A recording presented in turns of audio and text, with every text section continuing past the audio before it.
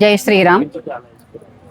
అరుంధత్యనసూయ చ సావిత్రి జానకీ సతీ ద్రౌపది కన్నగి గార్గి మీరా దుర్గావతి సద లక్ష్మీరహల్య చెన్నమ్మ రుద్రమాంబ సువిక్రమ నివేదిత శారదా చ ప్రణమ్య మాతృదేవతాః.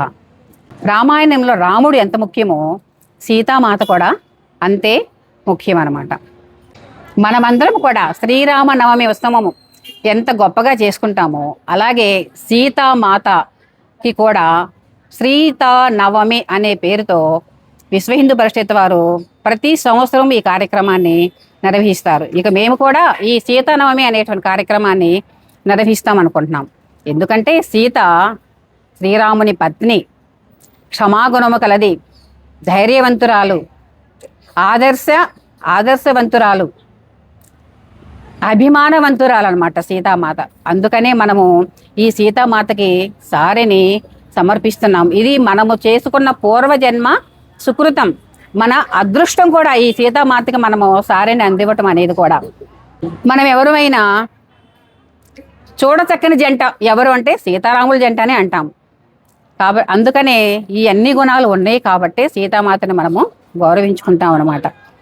తర్వాత వివాహంలో శ్రీరామ పత్ని జనకస్య పుత్రి, శ్రీరామపత్ని జనకస్య పుత్రి అని సీతారాములని మనము గొప్పగా చెప్పుకుంటాం అన్నమాట.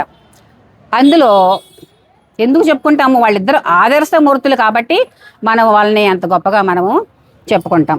సీత లేనిదే రాముడు లేడు, రాముడు లేనిదే సీత లేదు. అందుకనే సీతారామచంద్రమూర్తి అశ్వమేధ యాగం చేసేటప్పుడు కూడా సీతామాతనే మన బంగారు సీత రూపంలో విగ్రహం పెట్టి తను అశ్వమేధ యాగాన్ని చేశాడు.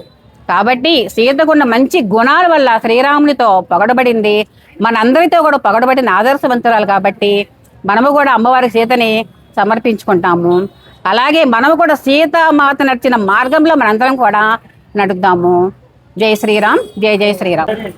ఆషాఢ మాసంలో నిర్వహించేటువంటి సీతా నవమి సందర్భంగా మహిళా మనులందరూ కూడా పెద్ద ఎత్తున పాల్గొని ఈ కార్యక్రమాన్ని చాలా చక్కగా చేస్తున్నారు.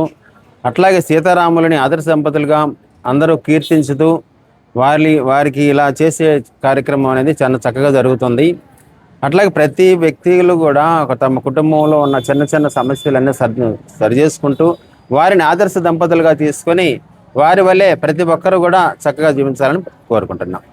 ఈ కార్యక్రమానికి జయప్రదం చేసిన ప్రతి ఒక్కరికి ధన్యవాదాలు.